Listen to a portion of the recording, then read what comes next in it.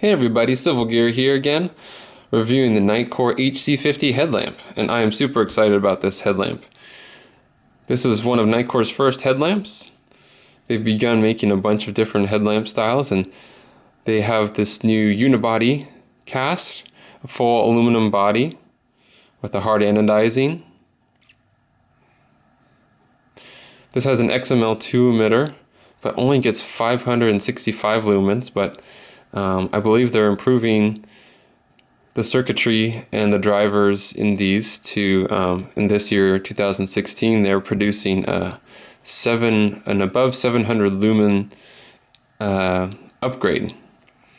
And so it's still the HC50 body, but will have a new output level, so that's exciting news. And I really like the sleek body that they were able to make. It takes an 18650 lithium ion battery, and those things are pretty big, and so they packed a lot into a small light, because the majority of this body is the big 18650 battery. And so let's go through the user interface, and I'll show you how this works. It has one shutter style clicky switch on the side here, and if you're wearing this on your head, it'll be generally on the right side, but you could always pull this out of its rubber cradle like such, and you can flip it to the other side if you're left-handed. A lot of people have had some complaints about the position of this button, because when it's on your head and you have to push it, it might rotate it along your head. But so what I've found is, just with a little practice, grasping the light between two fingers like this and holding it down so it doesn't move along your head. So you just hold it there and use a thumb to turn on the light.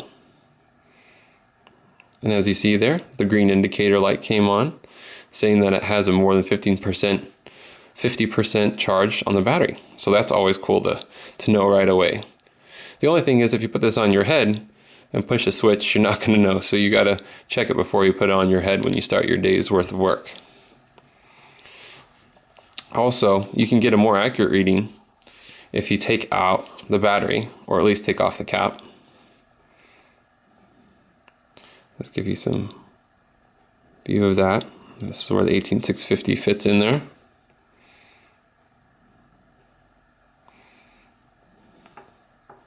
You have this pin you have to line up,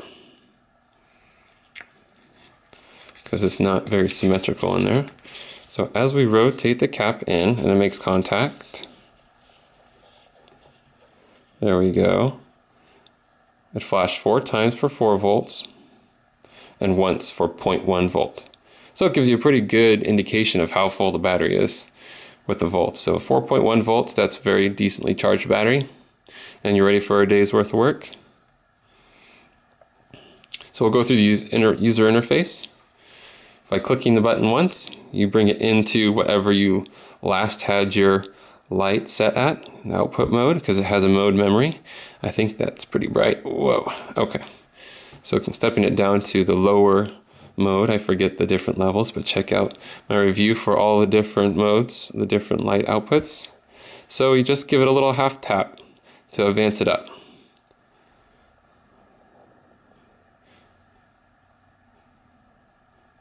And back down.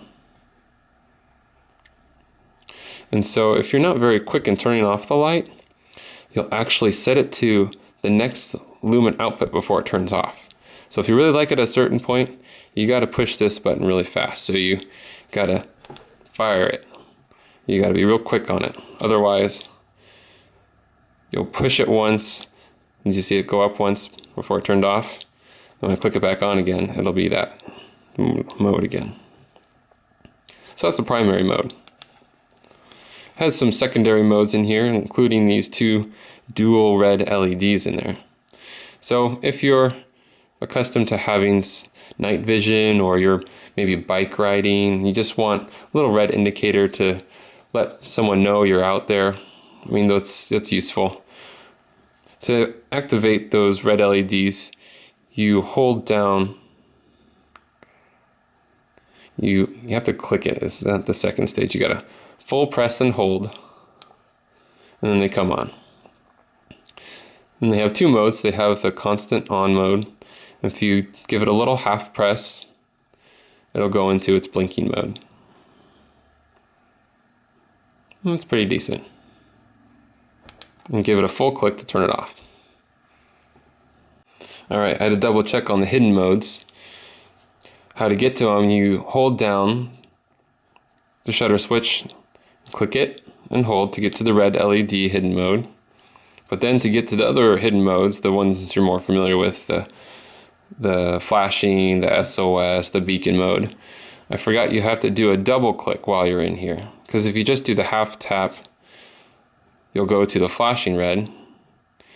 And if you do a full tap, it'll turn off the hidden modes.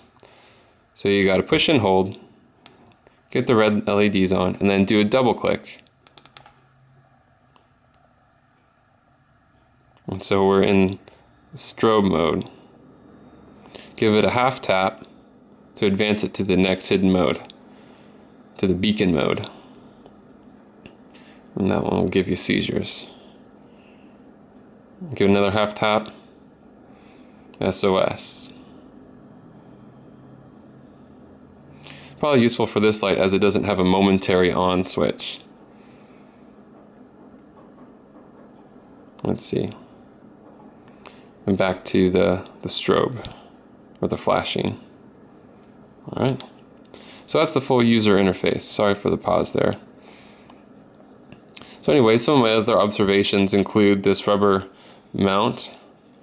It has a couple of weak points that I'm a little concerned about. Right here. You see what I mean? Right there. It's got this nice connection point here, but I'm afraid at some point this is going to snap off. But that's just the top head strap, and you can always use this side strap. Probably just enough tension in there. I do have a beef with the strap itself. It seems to slip a lot.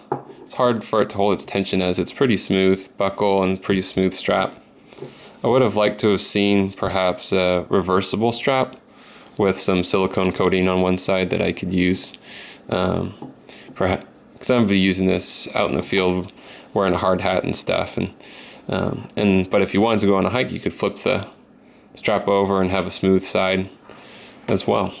So I just think that would be some improvements, and this year they are upgrading the light output, which is much needed for an XML2 emitter. I mean, it's pretty rare to find something under 800, and usually it's 1,000 lumen. So that's really encouraging to see that they're upgrading this model, because I think it's a great base model. Anyways, it has a nice wide output beam on this one, so I like it for my work, and I can have a good field of vision. I don't have to turn my head very much to have a full output. So you can kind of see here on the table, it has a nice wide angle beam.